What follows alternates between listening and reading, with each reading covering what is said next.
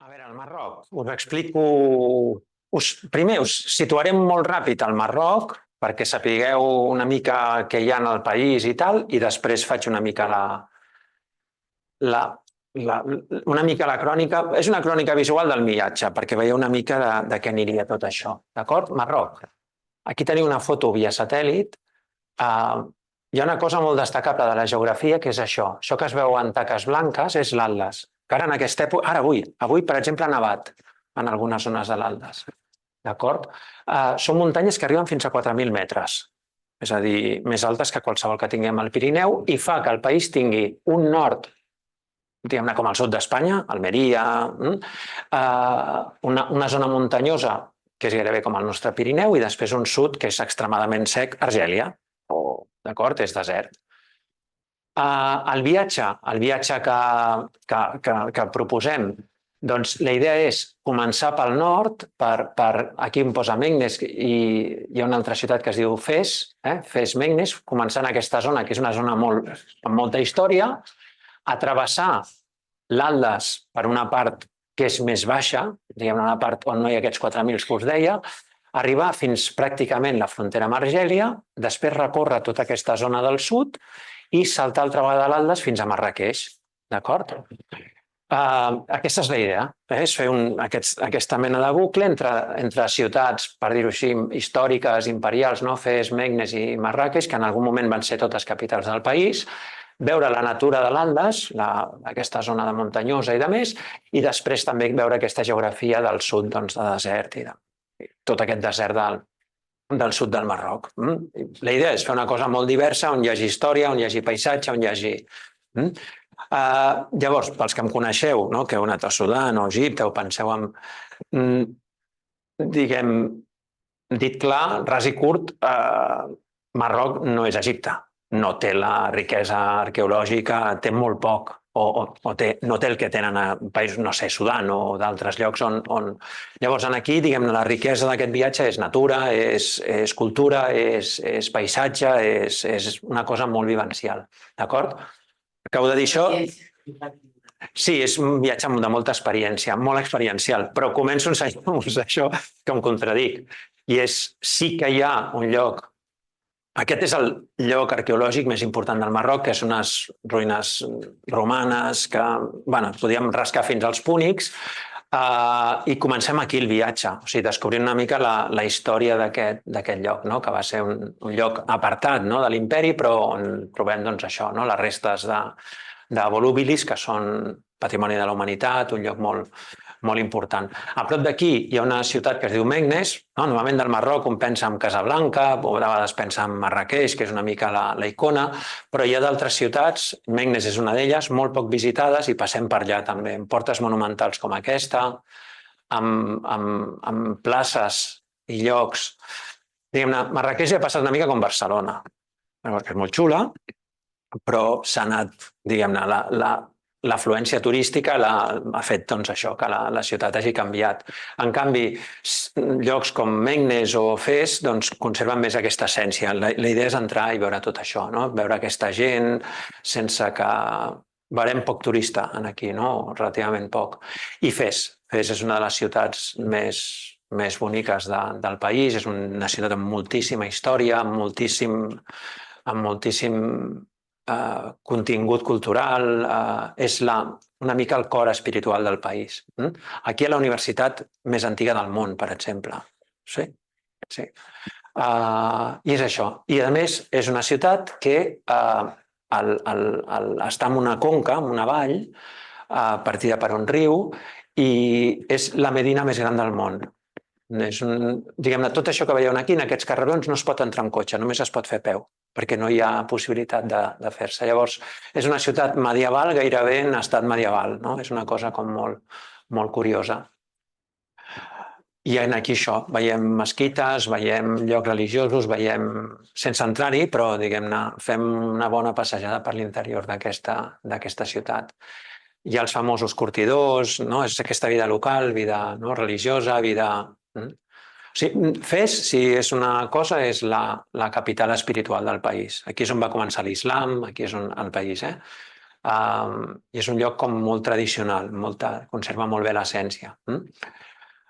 Aquí us poso on dormim, no perquè m'interessin massa els hotels, però sí que en aquest cas triem un lloc que és molt fes. És un riad, que són aquestes construccions amb un pati interior, i la idea és, això que us dèiem amb l'Anna, doncs fer que visqueu, fer viure el país a partir de com és l'arquitectura. Llavors, que millor manera que dormir a la manera de fes.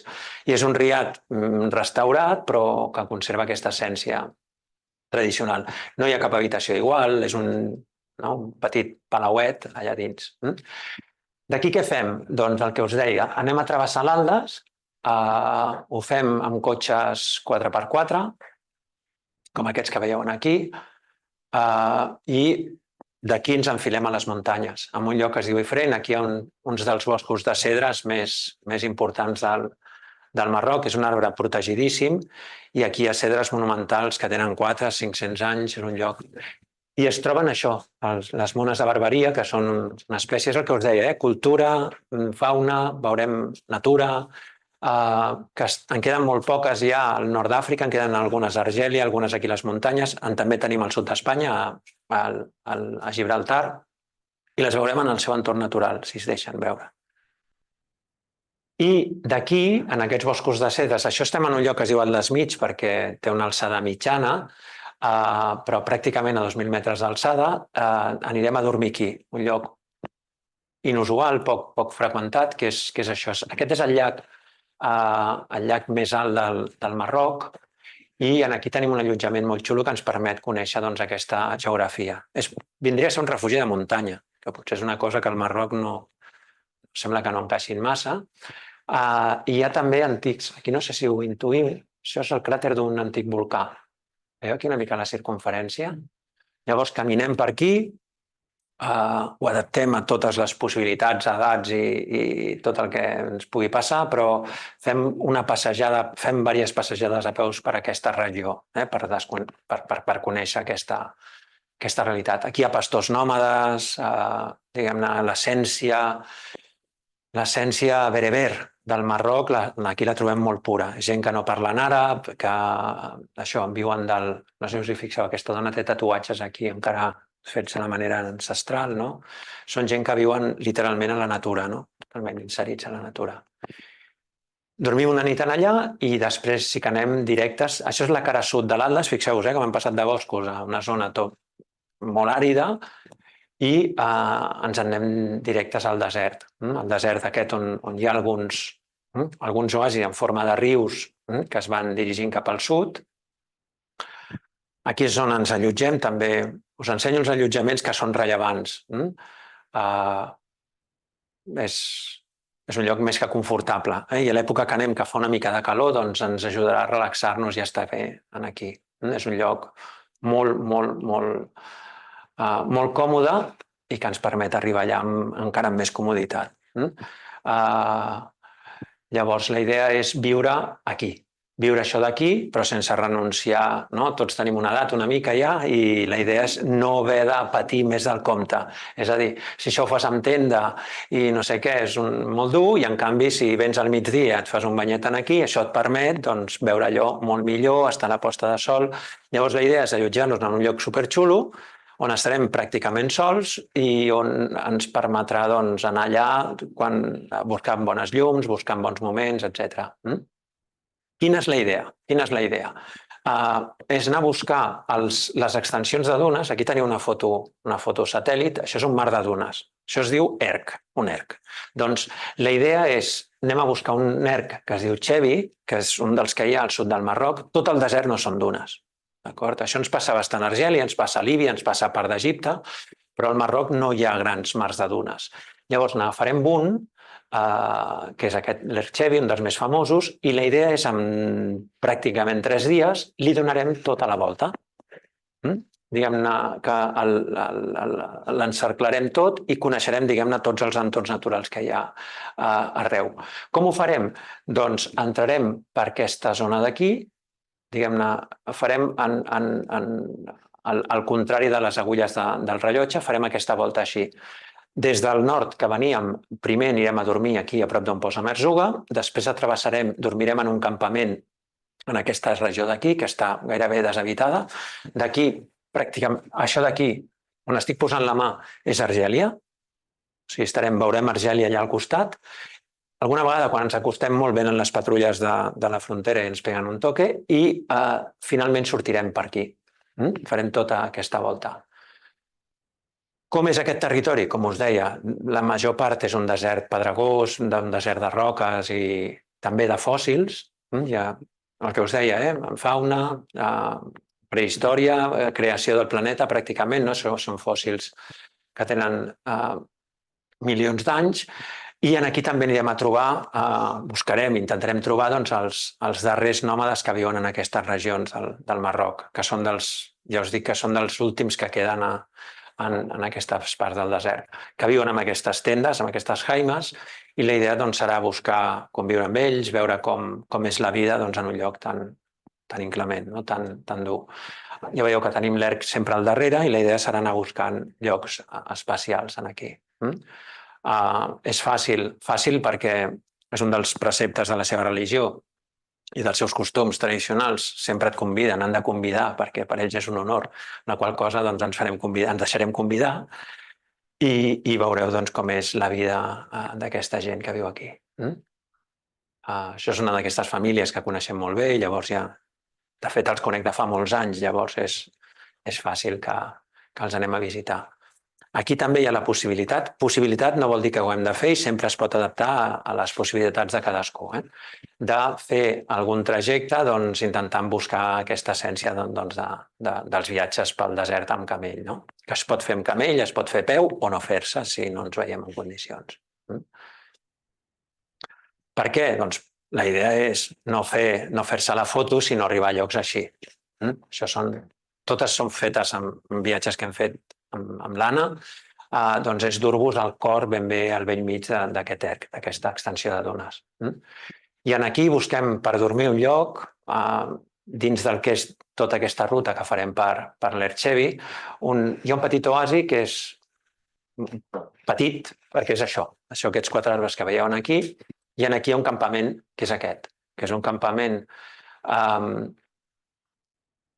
de superluxe, podríem dir-ho així, ja veureu que no és tant, però pel lloc on està i les característiques que té, això és l'interior de les tendes. La raó de buscar això no és el luxe, sinó el confort davant de calor, davant de cors, és un clima molt sec, de vegades és una mica exigent a nivell físic i és trobar un lloc on relaxar-nos. I això ens permet fer això. Això és una foto feta amb exposició, dormir, veure les estrelles, estar, diguem-ne, a viure aquest espai amb silenci. Aquí hi ha molt poca gent. A l'altra banda de l'Erchevi està ple d'hotels i aquí apenas hi ha mitja dotzena de petits campaments com aquest. I la idea és anar a veure i trobar un espai amb això, que ens permeti veure si podem fauna. Això són els fènecs, unes guineus que viuen aquí. I el que us deia abans, viure aquests espais en plenitud. D'aquí haurem arribat fins pràcticament a la frontera, ens en tornarem cap al peu de l'Atles i tornarem a buscar l'Atles però pel costat sud.